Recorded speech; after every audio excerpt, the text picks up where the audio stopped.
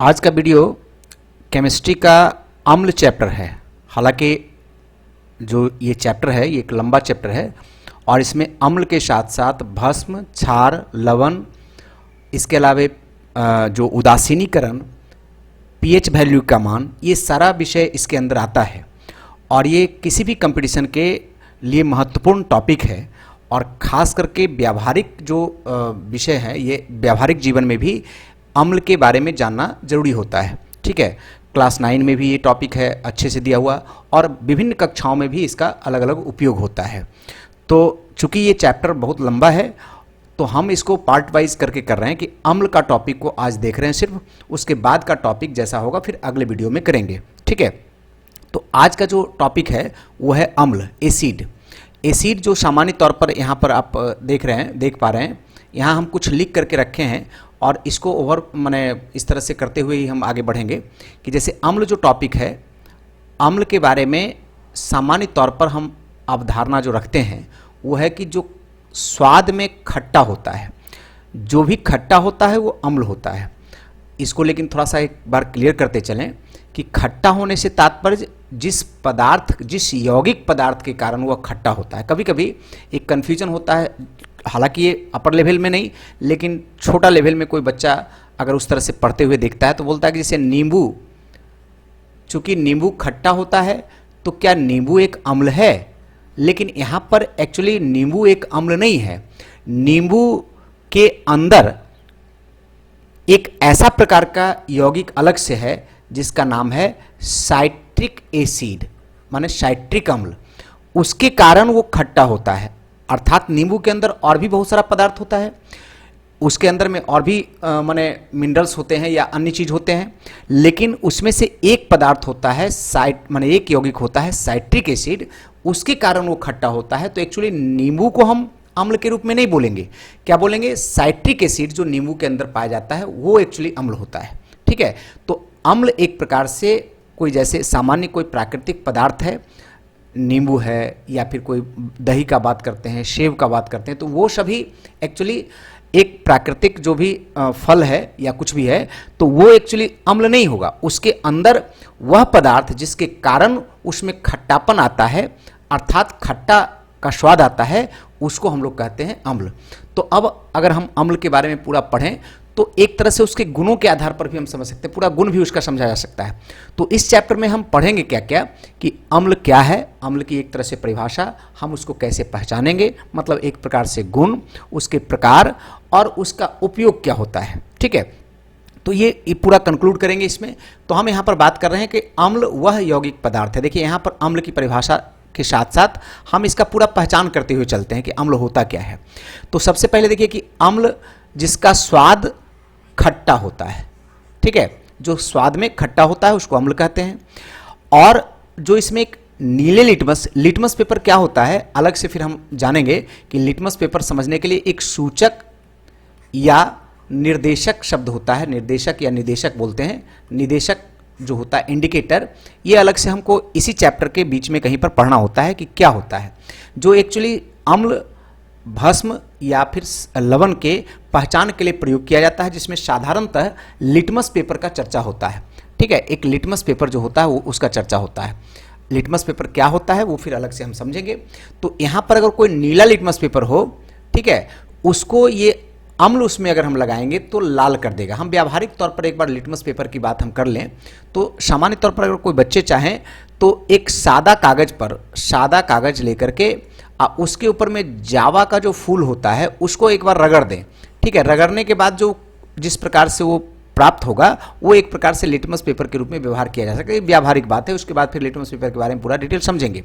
तो उसके ऊपर में अगर कोई अम्ल अगर डालेंगे तो क्या होगा, वो लाल हो जाएगा। ठीक है, इसी प्रकार से इसका दूसरा एक बात इसमें परिभाषा के अंदर ही आता है और उसको बाद में हम लोग समझेंगे कि गुण भी यही है। ठीक है, तो ये धातुओं से प्रतिक्रिया करके लवण बनाता है और हाइड्रोजन गैस का निर्माण करता है। धातुओं से प्रतिक्रिया करता है तो क्या बनाता है, लवण, और मतलब एक तरह से धातु, जैसे हम एक उदाहरण लेकर के भी समझ सकते हैं। यहाँ पर एक रिएक्शन के तौर पर उदाहरण, जैसे धातु है जस्ता और उसके साथ अगर हम HCl का रिएक्शन कराएं तो ये बनेगा ZnCl2 और प्लस H2। हालांकि ये जो समीकरण बना इसको संतुलित करना पड़ता है, हम कई बार बीच में संतुलन करने के लिए अलग वीडियो में समझाए हुए हैं। जैसे यहाँ देखिए कि 2 क्लोरीन है, यहाँ पर 2 हाइड्रोजन है, तो यहाँ अगर 2 कर देते हैं तो संतुलित हो जाता है। तो ये संतुलित समीकरण हो गया। अभी हम समीकरण को लिखेंगे, संतुलित और असंतुलित विषय एक अलग टॉपिक हो जाता है जिसको फिर हम अलग से समझाए हुए हैं। ठीक है, तो यहाँ पर जस्ता के साथ जब HCl का रिएक्शन हो रहा है, देखिए तो रिएक्शन के परिणाम स्वरूप क्या बन रहा है, ZnCl बन रहा है और हाइड्रोजन गैस बन रहा है। तो ये एक प्रकार से जब भी इसमें कोई अम्ल है, ये देखिए अम्ल हो गया और ये धातु हो गया, इसके साथ जब रिएक्शन किया तो यहाँ पर क्या बना, एक लवण के रूप में ये जो बना धातु का क्लोराइड बना और हाइड्रोजन गैस बना। ज़्यादातर स्थितियों में इस प्रकार से ही रिएक्शन होता है। ठीक है, उसके बाद है कि अगर ये भस्म के साथ प्रतिक्रिया करे, कौन, ये यदि अम्ल भस्म के साथ प्रतिक्रिया करेगा तो क्या बने, या भस्म हो या क्षार हो, तो प्रतिक्रिया करने के बाद क्या बनेगा, वहाँ लवण बनेगा और ये हाइड्रोजन गैस के बदले यहाँ पर क्या बनेगा, जल बनेगा। जैसे हम इसी में अगर देख लेते हैं कि अगर हम जस्ता के ही जैसा एक और दूसरा यौगिक ले लेते हैं, माने जस्ता के बना हुआ एक ऑक्साइड ले लेते हैं जैसे ZnO, ये एक प्रकार से भस्म या क्षार के रूप में यूज करेंगे और इसके साथ यदि HCl का प्रयोग माने यूज करते हैं, मतलब ये अम्ल का प्रयोग करते हैं और दोनों का रिएक्शन कराते हैं, तो इसके रिएक्शन से क्या बनेगा, ZnCl2 और प्लस H2O बन जाएगा। ठीक है, बैलेंसिंग करने के लिए फिर वैसे ही यहाँ पर 2 कर देंगे तो बैलेंस हो जाएगा। तो यहाँ देखिए क्या ये हो गया भस्म अथवा क्षार, फिर भस्म और क्षार में क्या अंतर है या उसकी परिभाषा क्या है फिर अगले माने इसमें देखेंगे। ठीक है, तो ये भस्म के साथ जब ये प्रतिक्रिया करता है अम्ल तो क्या बनता है, ZnCl2 अर्थात कि लवण बनता है, ये लवण हो गया और ये क्या हो गया, जल हो गया। ठीक है, इस प्रकार से यहाँ पर देखिए कि इसके विद्युत विश्लेषण से जब हम किसी अम्ल का विद्युत विश्लेषण करते हैं तो H+ आयन उत्पन्न होता है। कोई भी अम्ल हो, जैसे HCl अम्ल है, उसका विद्युत विश्लेषण का मतलब हुआ कि अगर हम इलेक्ट्रोलाइसिस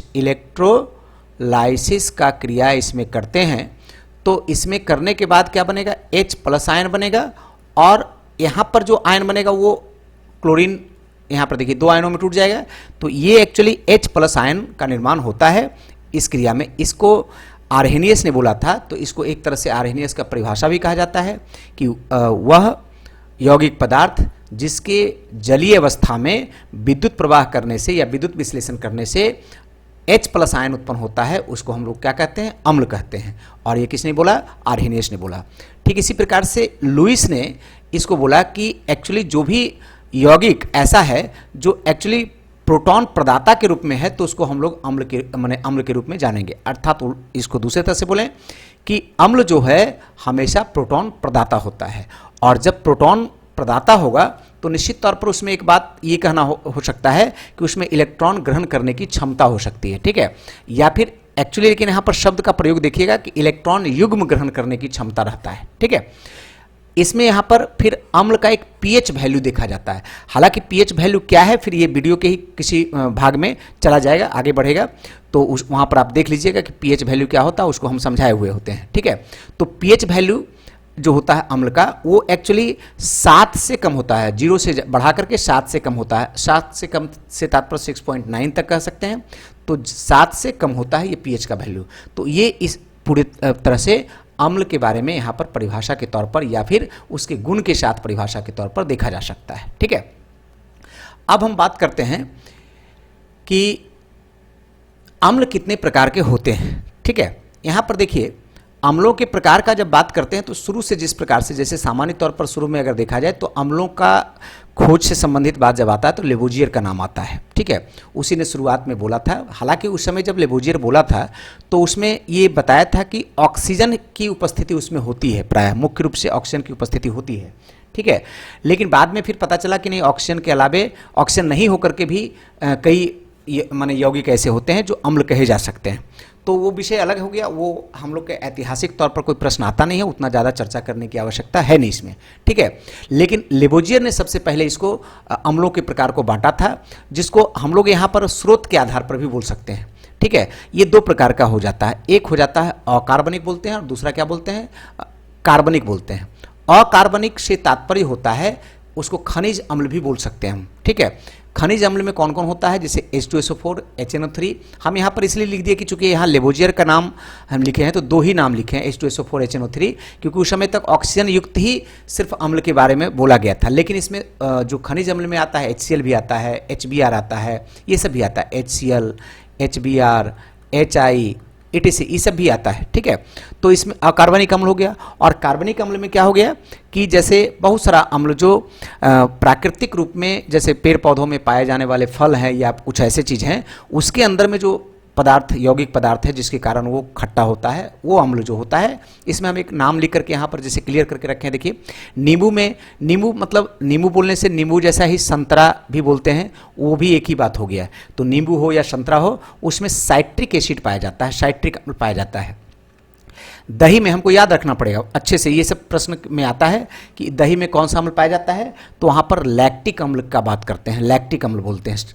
सेब में मैलिक एसिड होता है, इमली में टार्टेरिक एसिड होता है, सिरका में, सिरका जिसको विनेगर या जो भी हो चटनी खाते हैं हम लोग, तो वो उस तरह का ये उसमें क्या होता है, एसिटिक एसिड होता है। ठीक है, और ये देखिए सबसे जो बिच्छू का डंक, जो बिच्छू काटता है, मधुमक्खी काटता है, या ऐसे ही पूरा वो जो लाल वाला जो चींटी होता है, लाल चींटी पूरा एकदम मैंने काटने के बाद पूरा फुला देता है, एकदम लहरता है वो इस तरह से, है ना। तो वो जो है उसमें एक्चुअली फॉर्मिक एसिड नामक जो एसिड है, अम्ल है, वो पाया जाता है, जो एक प्रकार से जहरीला टाइप का लगता है। ठीक है, तो एक्चुअली एसिड का जब बात करेंगे, देखिए ये सब एसिड तो हम लोग खाने के काम में मिलाते हैं। अब यहीं पर ये वाला खतरनाक हो गया, ये खाने के काम में नहीं होता, वो थोड़ा सा मतलब ज़्यादा ये रहता है, उसका तीव्रता थोड़ा ज़्यादा रहता है। ठीक है, अब इसी के साथ देखिए यहाँ पर कि टमाटर में जो होता है वो कुछ हद तक साइट्रिक एसिड जैसे होता है उसी तरह का होता है, कुछ मैलिक एसिड भी उसमें पाया जाता है इस तरह के। कॉफ़ी, चाय, इसमें क्या होता है, पैमिन या फिर एरोमोलिक एसिड का नाम उसमें आता है। ठीक है, पाया गया है। ये सब जो एसिड होता है ना, हालांकि देखिए ये सब पाचन तंत्र को प्रभावित करता है, माने ठीक नहीं होता है। ठीक है, विटामिन सी में जो है एस्कॉर्बिक अम्ल पाया जाता है, एस्कॉर्बिक। तो इस प्रकार से अम्ल कहाँ कहाँ क्या पाया जाता है ये हमने देखा। ये सभी जो है एक्चुअली कार्बनिक अम्ल होते हैं, और ज़्यादातर इसमें से जो अम्ल हैं उसको हम लोग खाने के प्रयोग में भी करते हैं, खाने के साथ मतलब भोजन के रूप में प्रयोग करते हैं। इसके अलावा देखिए अम्ल का जब प्रकार का बात करेंगे हम, अच्छे से समझिएगा, ये एक वीडियो में आपको कंप्लीट अम्ल के बारे में मिलेगा और गहराई के साथ मिलेगा। गहराई के साथ बोलने से तात्पर्य ये होता है कि कंपटीशन लेवल में जब हम लोग जाते हैं तो उसमें से जो टॉपिक आपको लगता है कि ये ज़्यादा करना चाहिए तो कर लीजिएगा, लेकिन समझने का सीक्वेंस पूरा कंप्लीट होने से क्या होता है कि हमारे दिमाग में बातें जो है अच्छी तरह से बैठती है। और अदरवाइज क्या होता है कि हम लोग क्या करते हैं कि जो जैसे कई बार ऐसा होता है कि हमारा जब किया हुआ था तो स्पीडी करके या थोड़ा सा शॉर्ट कर करके एक रिकैप कर करके हम लोग रटते हैं, बार रटना होता है। लेकिन जब तक बातें एक सीक्वेंस में हमारे कोई भी टॉपिक के बारे में कॉन्सेप्चुअल बेस में अगर नहीं बैठता है तब तक एक्चुअली हम उसको समझ नहीं पाते हैं, बाद में हमको याद रखने में बहुत परेशानी होती है। ठीक है, ये सब पर गहराई तक समझ लेंगे। फिर जो कंपटीशन लेवल में किस किस विषय पर ज़्यादा आता है उसके लिए फिर अलग से एक हम मैंने छोटा सा ये बना करके दे देंगे, PDF बना करके या जो भी होगा। ठीक है, अब देखिए यहाँ पर है जैसे कि इसमें ऑक्सीजन की उपस्थिति के आधार पर का बात हम करते हैं कि ऑक्सीजन होना और नहीं होना, जैसे कोई भी में ऑक्सीजन हो सकता है, किसी में नहीं हो सकता है। तो जैसे यहाँ पर देखिए HCl, HBr, HI, ये सब जो हमने देखा ये सब में ऑक्सीजन नहीं है। तो ऐसे जिसमें कि ऑक्सीजन नहीं होता है उसको हम लोग कहते हैं हाइड्रा एसिड, और जिसमें ऑक्सीजन होता है जैसे H2SO4 का बात करते हैं, HNO3 का बात करते हैं, तो ये सब क्या कहलाएगा, ऑक्सी एसिड कहलाएगा। ठीक है, हाइड्रा एसिड और ऑक्सी एसिड। इसी प्रकार से हम बात करते हैं कि देखिए एक प्रबलता के आधार पर बोलें या फिर हम इसको आयनीकरण के आधार पर बोलें। आयनीकरण के आधार पर भी बोलता है कोई इसको प्रबलता के आधार पर भी बोल देता है। माने आयनीकरण से तात्पर्य है, जैसे अभी आप मैंने देखे कि आर्हेनियस के अनुसार से हम क्या बोला गया कि जब हम किसी भी जो अम्ल है उसका इलेक्ट्रोलाइसिस करते हैं तो क्या निकलता है, हमको H+ आयन निकलता है। तो H+ आयन जब इजीली निकले, आसानी से निकले या फिर ज़्यादा मात्रा में निकले तब वो कहलाएगा स्ट्रांग। और यदि माने H+ आयन जो आयन का लिबरेशन हो रहा है मतलब निकल रहा है, वो यदि कम मात्रा में निकले, बहुत देरी में निकले, रासायनिक प्रतिक्रिया मंद हो, तो उसमें हम लोग क्या कहते हैं, उसको दुर्बल कहते हैं, मंद कहते हैं, या फिर मृदु भी कहते हैं, एक ही बात हुआ, ठीक है। तो प्रबल कौन सा हुआ? जिसमें आयन ज़्यादा आसानी से ज़्यादा मात्रा में बनता है, तो वो हो गया प्रबल। तो ये जो प्रबल है ना, ज़्यादातर ये जो H2SO4 है, HCl है, ये सब प्रबल अम्ल के रूप में आता है। प्रबल मतलब, और ये खतरनाक भी होता है। जब प्रबल है मतलब ज़्यादा रिएक्टिव हो जाता है। जब ये आप इसके बारे में जानते होंगे, H2SO4 बहुत खतरनाक इसलिए हम मानते हैं, माने होता है कि इसकी सांद्रता अलग अलग जो होती है ना, सांद्रता से तात्पर्य जब भी हम समझेंगे नीचे में कि सांद्रता क्या होता है, गाढ़ापन। तो सांद्र जैसा ज़्यादा होगा उसके अनुसार से और ज़्यादा खतरनाक होते जाता है, ठीक है। इसीलिए इसका नाम व्यवहार में आप जानते होंगे, इसको तेजाब के रूप में भी बोला जा सकता है, ठीक है। अब देखिए सांद्रता का यहाँ पर सांद्रता के आधार पर बात करते हैं, ठीक है। सांद्रता के आधार पर जब बात करेंगे तो सांद्र अम्ल होता है और तनु अम्ल होता है। सांद्र अम्ल जैसे यहाँ लिखा रहेगा कॉन्सेंट्रेटेड HCl, HCl में से ही कॉन्सेंट्रेटेड भी हो सकता है और डायल्यूटेड HCl भी हो सकता है। मतलब क्या हुआ, ऐसे देखिए कोई अलग अलग अवस्थाओं में सब अलग अलग, माने जो भी अम्ल है ना, तो लगभग सभी अवस्थाओं में पाया जाता है। कोई माने कोई गैस भी पाया जाता है। पहले सामान्य तौर पर जब जैसे HCl का ही बात करेंगे तो जब इसका रासायनिक प्रतिक्रिया के द्वारा जब निर्माण होता है तो सामान्यतः तौर पर ये गैस के रूप में ही निर्माण होता है। कोई कोई है कि द्रव के रूप में भी बनता है डायरेक्ट, तो HCl गैस के रूप में बनता है। जब इसमें जल मिला देते हैं, वाटर मिलाते हैं, तो एक्चुअली ये HCl एसिड बन जाता है, ठीक है। अब ये HCl एसिड जब बनता है तो इसमें अगर मान लो कम जल मिलाए तो इसका मतलब अम्ल ज़्यादा है, तो ये गाढ़ा कहलाएगा। ये जो गाढ़ा होगा ना, यही कहलाएगा कॉन्सेंट्रेटेड, मतलब गाढ़ा है, ठीक है। और कॉन्सेंट्रेटेड का लेकिन परसेंटेज जैसे होगा, ज़्यादा माने कितना परसेंट गाढ़ा, ठीक है। अब यहाँ पर अगर ज़्यादा जल मिला दें, हम बहुत ज़्यादा जल मिला दें, जल की मात्रा ज़्यादा कर दें, तो वो क्या ऐसे सामान्य तौर पर उसको बोलेंगे पतला है ना। तो पतला को ही हम लोग क्या कहते हैं, एक तरह से डाइल्यूट कहते हैं, जिसमें कि माने बहुत ज़्यादा जल रहता है और अम्ल की मात्रा कम होती है। तो ये अलग अलग रिएक्शन का भी स्तर है। और जब गुण की भी जब बात करेंगे तो कॉन्सेंट्रेशन के अनुसार से गुण बदलता है। किसी का कॉन्सेंट्रेशन कम अगर ज़्यादा है उसके अनुसार से गुण बदलता है। कौन ज़्यादा प्रभावकारी होगा, कौन ज़्यादा, जैसे अगर इसमें पानी ज़्यादा मिला हुआ है और एकदम पतला अगर है तो आप उसको छू भी लेंगे, कुछ नहीं होगा। H2SO4 का ही जैसे बात की हम कि H2SO4 अगर आप देखिएगा बैटरी में जो पानी का प्रयोग करते हैं तो H2SO4 प्रयोग करते हैं, तो उसमें अगर एकदम ढेर सारा जल मिला हुआ रहता तो बहुत ज़्यादा इफेक्टिव नहीं होता है। लेकिन अगर वही थोड़ा गाढ़ा हो जाएगा, अगर थोड़ा सा हथेली में लग जाएगा तो आपको जला देगा, ठीक है। तो कॉन्सेंट्रेशन पर उसका रिएक्शन में भी अंतर होता है। अब बात करते हैं हम जैसे यहाँ भास्मिकता के आधार पर। ये भास्मिकता क्या होता है, तो एक्चुअली कोई भी अम्ल के अंदर जो हाइड्रोजन परमाणु जितना उसमें रहता है, जैसे हम अगर बोलते हैं HCl तो इसमें के गो हाइड्रोजन परमाणु है, यहाँ इस यौगिक बनाने में एक हाइड्रोजन परमाणु है, तो इसलिए ये जो होगा एकल भास्मिक कहा जाएगा, ठीक है। और अगर इसमें किसी में जैसे H2SO4 अगर बोलते हैं तो ये दो परमाणु है हाइड्रोजन का इसमें, तो इसको क्या कहेंगे, द्विभास्मिक कहेंगे, ठीक है। इसी तरह से अगर मान लो H3PO4 एक यौगिक हो गया, इसमें 3 हाइड्रोजन है तो इसको कहेंगे त्रिभास्मिक। मान भास्मिकता एक प्रकार से किसी अम्ल में उपस्थित हाइड्रोजन परमाणु का जो गिनती है, कितना है, संख्या है, उसी को हम लोग एक तरह से कहते हैं भास्मिकता, ठीक है। अगर एक हाइड्रोजन उपस्थित रहेगा तो एकल भास्मिक, 2 हाइड्रोजन उपस्थित रहेगा द्विभास्मिक, 3 हाइड्रोजन उपस्थित रहेगा मतलब त्रिभास्मिक। ज़्यादातर त्रिभास्मिक ही होता है, उसके बाद अगर कोई यौगिक होगा तो उस तरह से देखा जा सकता है, ओके। अब हम बात करते हैं, थोड़ा सा आगे बढ़ते हैं इस पर कि यहाँ अम्लों का गुण देखते हैं। सामान्यतः कोई भी पदार्थ का जब गुण का बात हम करेंगे तो यहाँ पर ध्यान रखना होगा कि हमको 2 तरह का गुण का बात करते हैं। जैसे रंग, माने देखिए भौतिक गुण। भौतिक गुण एक तरह से बाहरी जो गुण है ऐसा जो कि सामान्यतः जैसे रंग के रूप में बात करते हैं हम, गंध के रूप में बात करते हैं, गंध का बात करते हैं, स्वाद का बात करते हैं, उसमें ज्वलनशीलता का बात करते हैं। तो ये सब जो बात करते हैं ज्वलनशीलता, ठीक है, तो ये सब एक्चुअली माने हम अगर बात करते हैं ज्वलनशीलता का या फिर क्वथनांक का बात करते हैं, ठीक है, तो ये सारे जो बात है ये बाहरी आवरण के आधार पर हम लोग बात करते हैं, ये कहलाता है भौतिक गुण।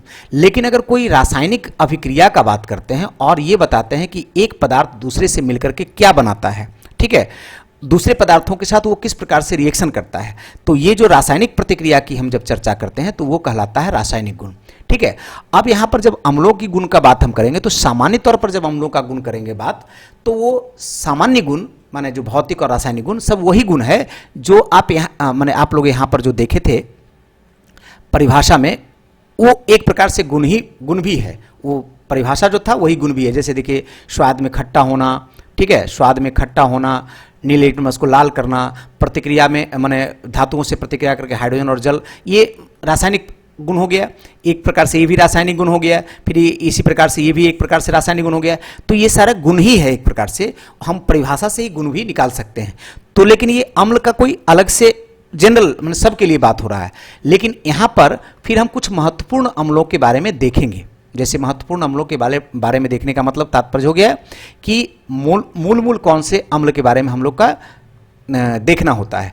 तो सिलेबस के अनुसार से अगर देखा जाए तो खनिज अम्लों में से जो महत्वपूर्ण 3 अम्ल है उसी के बारे में हम लोग ज़्यादातर देखते हैं। HCl, H2SO4, HNO3, इसके बारे में ज़्यादातर देखते हैं। ठीक है, अब HCl का हम बात एक बार कर लें तो उसका साथ में ही हम लोग ये भी देखते चलते हैं कि उसको क्या पढ़ते हैं, उसका नाम क्या होता है। सामान्य तौर पर अगर HCl का नाम देखें, HCl, H से हाइड्रोजन हो जाता है और Cl से क्लोराइड हो जाता है, तो इसका नाम एक हो सकता है हाइड्रोजन क्लोराइड, केमिकल नेम ये भी हो सकता है। लेकिन एक्चुअली अभी मैंने जो सिस्टम चला है वो है इंटरनेशनल सिस्टम के अनुसार से IUPAC सिस्टम। ये मैंने जो भी चलता है वो है IUPAC सिस्टम। इस सिस्टम से बात करें तो इसका नाम इस तरह से लिखा जाता है, हाइड्रोक्लोरिक एसिड, ऐसे लिखा जाता है, हाइड्रोक्लोरिक एसिड। इसके अलावा एक्चुअली ये नमक से बनता है, NaCl से बनता है, सोडियम क्लोराइड से व्यापारिक तौर पर जब इसको बनाया जाता है बड़े पैमाने पर, तो नमक के साथ H2SO4 का रिएक्शन करा करके, सांद्र H2SO4 का रिएक्शन करा करके हम एक्चुअली सॉल्ट को माने ये प्राप्त करते हैं, HCl प्राप्त करते हैं। तो इसलिए इसका नाम एक्चुअली नमक का अम्ल भी रखा जाता है। शॉर्ट में इसको नमकाम्ल कहते हैं और अंग्रेजी में इसको कहते हैं एसिड ऑफ सॉल्ट। ठीक है, थोड़ा सा इसको माने क्लोरोहाइड्रिक एसिड भी इसको थोड़ा सा, जैसे हाइड्रोक्लोरिक एसिड है तो इसको चेंज करके उल्टा भी लिखता है, क्लोरोहाइड्रिक एसिड। ठीक है, या फिर स्पिरिट ऑफ सॉल्ट भी इसको बोल देते हैं। ठीक है, इसके अलावा एक्चुअली इसको समुद्र के माने जैसे नमक से इस तरह से प्राप्त होता है, तो इसको नाम के तौर पर इस तरह से बोला जाता है। इसको सामुद्रिक अम्ल भी बोलते हैं, एक्चुअली इसको फिर अंग्रेजी में म्यूरेटिक एसिड भी कहते हैं। तो ये सब नाम हुआ। अब अगर इसका थोड़ा सा भौतिक गुणों के बारे में अगर हम बात करते हैं तो ये रंगहीन होता है, थोड़ा सा गंध इसमें होता है, तीव्र गंध होता है और पारदर्शी होता है। ये सब इसका सामान्य बात है।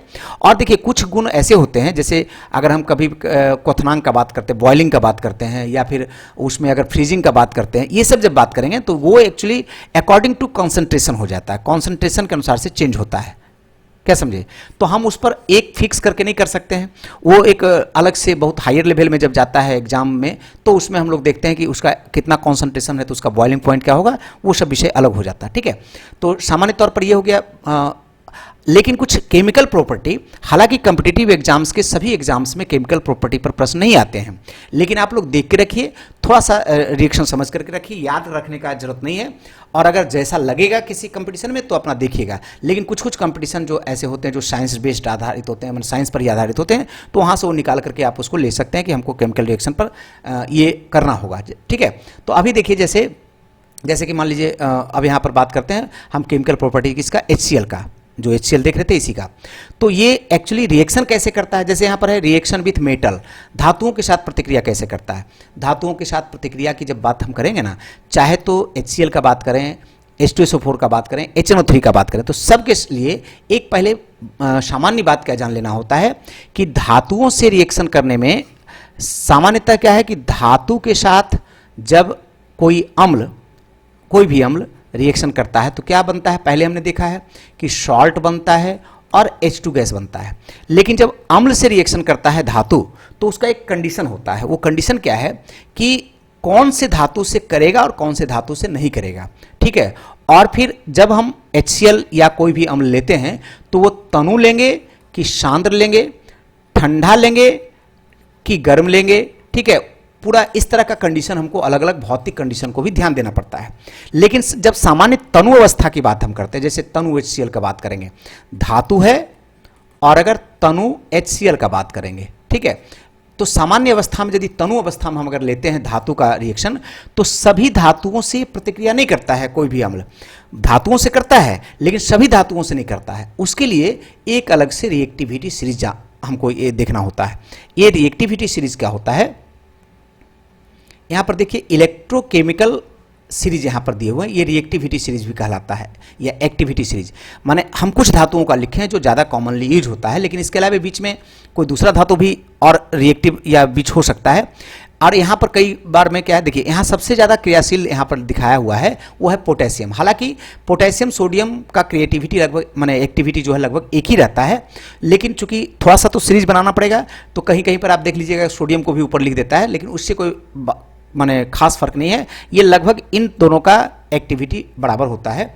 तो पोटेशियम है, सोडियम है, कैल्शियम है, ये जो ऐसे लिखा हुआ है, इसका रिएक्टिविटी का कंडीशन जो है वो नीचे की ओर जा रहा है। नीचे की ओर जाने से तात्पर्य है कि सबसे ज़्यादा हाईली रिएक्टिव ऊपर वाला है, उससे थोड़ा कम ये नीचे वाला है, उससे थोड़ा कम और नीचे वाला है, उससे थोड़ा कम और नीचे वाला है, ऐसे करके ये कमता जा रहा है उसका रिएक्टिविटी। और अगर यहाँ पर करते चले जाएं तो एक कंडीशन बीच में आ रहा है, देखिए जेड, माने जेड से जो ऊपर है एक तरह से माने सॉरी एच है, हाइड्रोजन से जो ऊपर है मतलब कि ये ज़्यादा रिएक्टिव है, सब हाइड्रोजन से ज़्यादा क्रियाशील है। ये जितना है वो हाइड्रोजन से ज़्यादा क्रियाशील है, ये सब जितना है हाइड्रोजन से ज़्यादा क्रियाशील है। और हाइड्रोजन से जो नीचे है वो हाइड्रोजन से कम क्रियाशील है। तो जो हाइड्रोजन से ज़्यादा क्रियाशील है, यहाँ पर एकदम साफ तौर पर हमको ध्यान रखना होगा कि जो हाइड्रोजन से अधिक क्रियाशील है वही धातु तनु HCl के साथ प्रतिक्रिया करता है। ठीक है, तनु HCl के साथ कौन प्रतिक्रिया करता है? जो हाइड्रोजन से ज़्यादा क्रियाशील है। क्रियाशीलता सीरीज में देख लीजिएगा। ठीक है, तो जैसे यहाँ पर मान लीजिए हम बात करते हैं कोई भी एक ले लेते हैं, जेडेन का ले लेते हैं। जेडेन यहाँ पर देखिए है, तो जेडेन का एक और उदाहरण भी एक बार और ले लिए थे, उसी को दोबारा ले लेते हैं कि अगर इसके साथ तो हम क्या अवस्था में करेंगे? तनु अवस्था में। तो ZnCl2 बनेगा और क्या बनेगा? H2 बनेगा। हम यहाँ पर बैलेंस नहीं करेंगे, बैलेंस बाद में देख लीजिएगा। ठीक है, तो ऐसे ही और भी जो भी इसके ऊपर में है सबसे रिएक्शन करेगा। लेकिन यहीं पर देख लीजिए कि अगर हम कॉपर से बात करते हैं, जैसे कॉपर से बात करते हैं तो HCl का रिएक्शन नहीं होगा। Au का बात करते हैं सामान्य तौर पर तनु अवस्था में नहीं होगा। Au या Ag की बात करते हैं प्लेटिनम, इन सबों के साथ रिएक्शन नहीं होगा। लेकिन कभी कभी भौतिक अवस्थाओं को बदल करके, जैसे कि मान लो गर्म कर करके, या फिर और भी जैसे तांबे का ताम्र छिलन लेकर के उसको लेकर के पूरा सांद्र HCl के साथ जल के साथ मिला करके वगैरह वगैरह करके कभी कभी रिएक्शन का अलग अलग स्थितियां होती है, जो हम अगर चाहेंगे हाई लेवल का थोड़ा सा जो ग्रुप माने जो वीडियो बनाएंगे उसमें हम दिखा देंगे। ठीक है, अभी थोड़ा सा इतना ही आपको चलाना पड़ेगा। उसके बाद है कि रिएक्शन विथ बेस। बेस मतलब कि भस्म या फिर अल्कली मान क्षार। भस्म और क्षार क्या होता है वो फिर अलग से परिभाषा समझेंगे। ये सब जो है देखिए इसमें से ये सब एक तरह से भस्म या क्षार के रूप में हम लोग जानेंगे। माने किसी भी धातु के साथ या तो हाइड्रोक्साइड लगा हो, सामान्य परिभाषा बाद में हम समझेंगे, लेकिन सामान्यतः OH लगा हो या फिर O ऑक्सीजन सिर्फ लगा, जैसे MgO है, Al2O3 है, ZnO है, KOH है, तो ये सभी क्या है? बेस या अल्कली में से आता है। और इसके साथ यदि रिएक्शन करते हैं हम किसी धातु का, तो ये जैसे मान लो हम एक उदाहरण लेकर के देख रहे हैं, कोई भी एक उदाहरण लेकर के देख रहे हैं, हम इसी में से Zn का ही ले रहे हैं। Zn का ZnO का ले रहे हैं, ZnO का, और इसके साथ रिएक्शन कर रहे हैं हम HCl का। ठीक है, तो क्या हो जाएगा? ZnCl2 प्लस H2O हो जाएगा। ठीक है, इस प्रकार से हम समझ सकते हैं इसमें कि रिएक्शन किस प्रकार से होता है।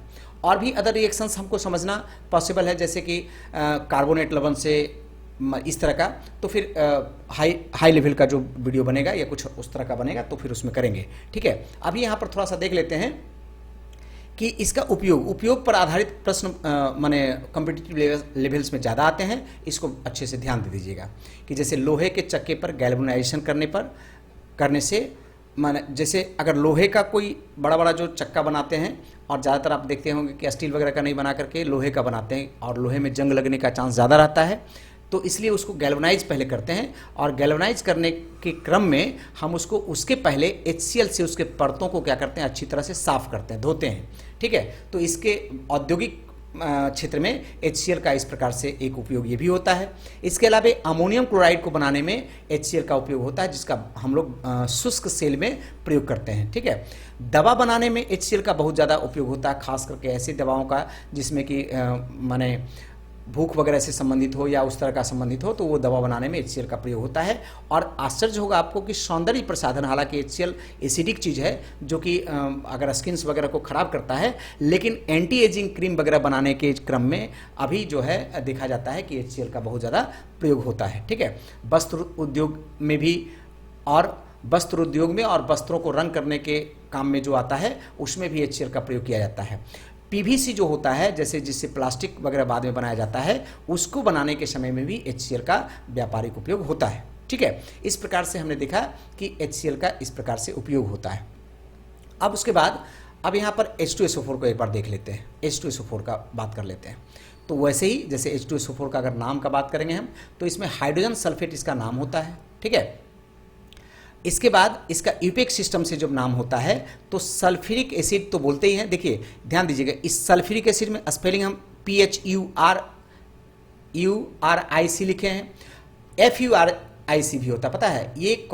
ये सामान्य तौर पर ये अमेरिकन इंग्लिश में इसका यूज ऐसे होता है। हालांकि इंग्लिश हमें यहाँ नहीं पढ़ा रहे हैं, लेकिन सामान्य तौर पर इसका नाम देने में दोनों ही देखना होता है। ये अमेरिकन इंग्लिश है और ये कॉमनवेल्थ का, हम लोग जो अंग्रेजों के गुलाम लोग थे उसमें से जो इंग्लिश होता है वो ये इंग्लिश चलता है। ठीक है, अब इसमें से यहाँ पर देखिए इसका एक और नाम होता है acid of sulphur, acid of sulphur.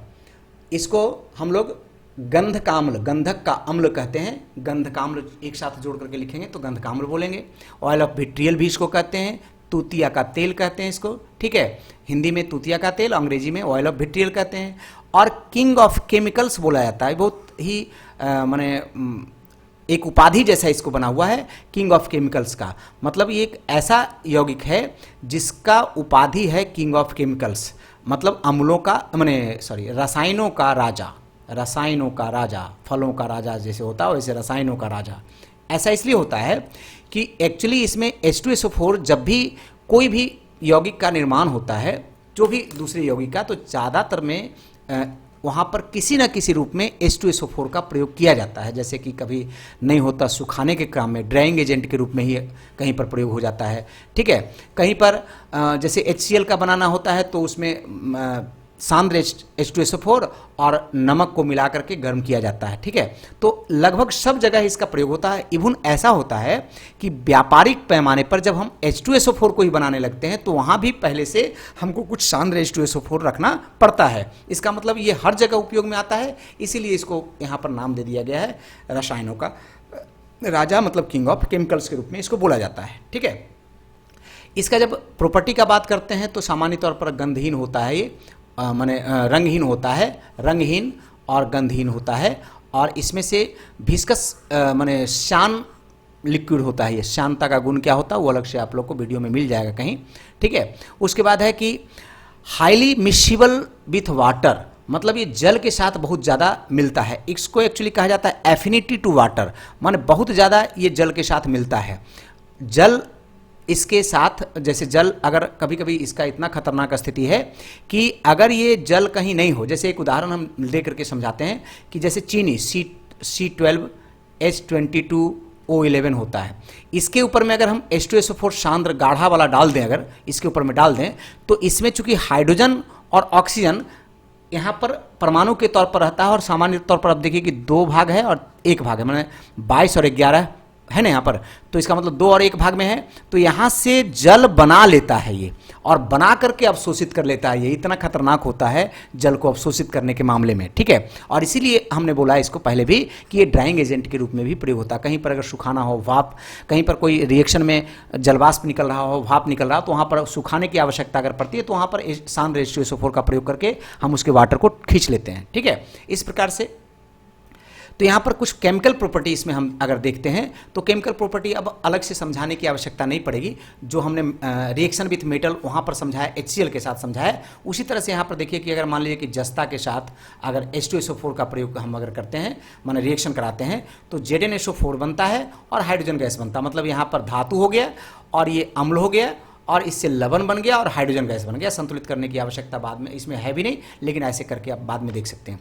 Similarly अगर बेस के साथ अगर रिएक्शन करता है, बेस के साथ मतलब जैसे हम उसी का तरह का उदाहरण लेकर के देख लेते हैं, ZnO प्लस H2SO4 का अगर हम रिएक्शन कराते हैं तो ZnSO4 बनता है और H2O बनता है, मतलब यहाँ पर जल का निर्माण होता है। ठीक है, तो इस प्रकार से उसमें भी वैसे होता था, इसमें भी उसी तरह से हो रहा है। और भी उदाहरण आप इसमें बीच में देख सकते हैं। अभी सामान्य उदाहरण लेकर के हम लोग चलेंगे। ठीक है, और विशेष अगर कुछ प्रश्न होगा तो आप कमेंट बॉक्स में कमेंट करेंगे तो हम उसको और प्रोवाइड करते रहेंगे। ठीक है, अब देखिए इसी तरह से अगर हमको और भी रिएक्शन बहुत सारा है, जैसे कार्बोनेट सॉल्ट के साथ अगर रिएक्शन कराने की बात करते हैं, बाइकार्बोनेट सॉल्ट के साथ हम एक उदाहरण लेकर के चल रहे हैं। जैसे कि मान लीजिए अगर हमको कार्बोनेट सॉल्ट जैसे CaCO3 ये कार्बोनेट के रूप में है, इस सॉल्ट के रूप में ही बोला जाएगा, और इसके साथ यदि हम H2SO4 का रिएक्शन करा दें तो एक्चुअली देखिए क्या होगा कि हाइड्रोजन, जैसे यहाँ पर देखिए कैल्शियम सल्फेट बनेगा, कैल्शियम सल्फेट बनेगा, कार्बन डाइऑक्साइड बनेगा और जल का निर्माण होगा। तो सामान्य तौर पर इसी प्रकार से इसमें रिएक्शन होता है। बाइकार्बोनेट भी यदि रहेगा तो वहाँ पर भी यही होगा।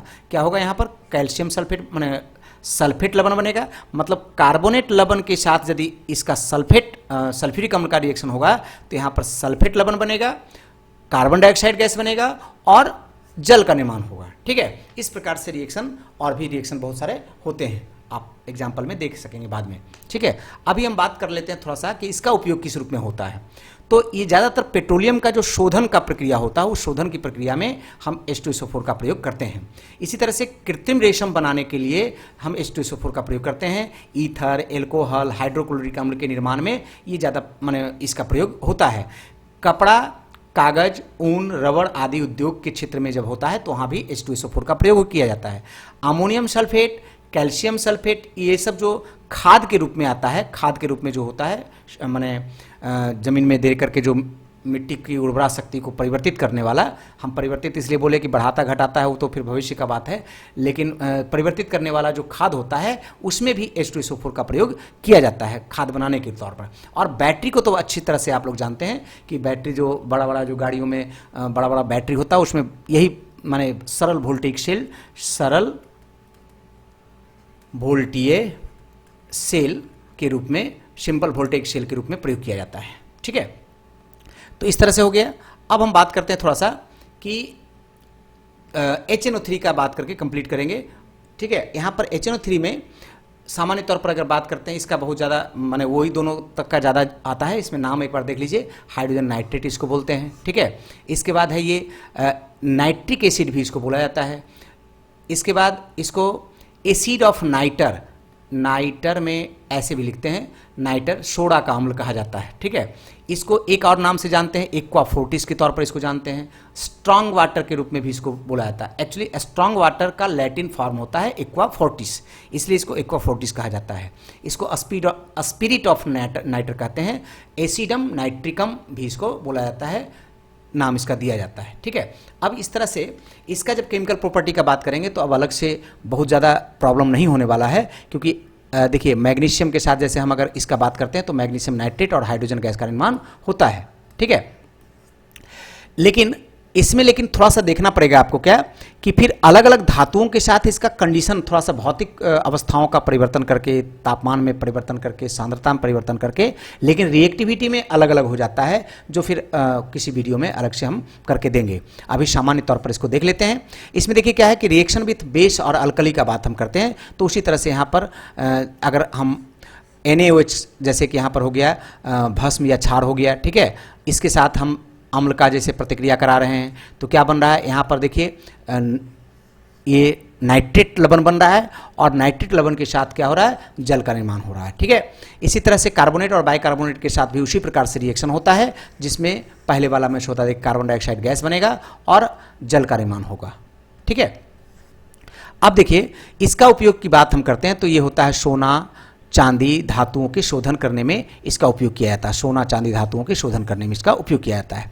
कृत्रिम सिल्क और उसमें कृत्रिम तरीके से रंग करने के निर्माण में भी ये काम में आता है, और विभिन्न प्रकार के जो खाद हैं उसके बनाने में भी फिर इसका उपयोग किया जाता है, और इससे भी औषधियों का निर्माण होता है। और सौंदर्य प्रसाधन के माने बहुत सारे जो आइटम्स होते हैं, कॉस्मेटिक के आइटम उसमें भी किए जाते हैं, और इसमें विस्फोटक के तौर पर टीएनटी जो विस्फोटक होता है उसके बनाने में भी इसका प्रयोग किया जाता है। ठीक है, अब इसके बाद इसमें एक टॉपिक छोटा सा देख लीजिए, वो है कि अम्लराज। चूंकि ये वीडियो बहुत ज़्यादा लंबा हो जा रहा है और वीडियो हम चाह रहे हैं कि फिर टॉपिक वाइज ही करके दें, फिर जैसा होगा फिर और गहराई से करने के लिए एक एक टॉपिक पर फिर अलग से वीडियो बनाएंगे। तो यहाँ पर देखिए अम्लराज एक समझ लेना होता है। अम्लराज को एक्वारेजिया कहते हैं, एक्चुअली इसको किंगली वाटर भी कहते हैं। ठीक है, ये किंगली वाटर, और ये एक्चुअली हाइड्रोक्लोरिक एसिड होता है। नाइट्रो हाइड्रोक्लोरिक एसिड मतलब नाइट्रिक एसिड और HCl एसिड को मिला करके 1 भाग नाइट्रिक एसिड और 3 भाग HCl सांद्र अवस्था में, लेकिन दोनों की सांद्रता का एक लिमिटेशन का फिर अलग से चर्चा होती है। तो सांद्र अवस्था में दोनों को लेकर के और इस प्रकार से जब बनाते हैं तो अम्लराज उसको कहते हैं। अम्लराज ऐसा होता है कि जिसमें अगर सोना डाल दिया जाए तो वो गल जाएगा। ठीक है, तो ये आज का वीडियो में हम अम्ल के बारे में पूरा लगभग कंप्लीट कर चुके हैं। जो SSC लेवल का जो मैटर होता है या फिर कभी NDA का एग्जाम देने के लिए होते हैं, उसमें भी अगर इस प्रकार के साइंस के क्वेश्चन पूछते हैं तो इतने टॉपिक से आएंगे, और क्लासेज के विभिन्न कक्षाओं के जो टॉपिक हैं पूरा कंप्लीट हमने कर दिया है। अगले वीडियो में हम भस्म और क्षार के साथ इसी टॉपिक को आगे बढ़ाते हुए मिलेंगे। ठीक है, तो इस तरह से आज का वीडियो इतना ही।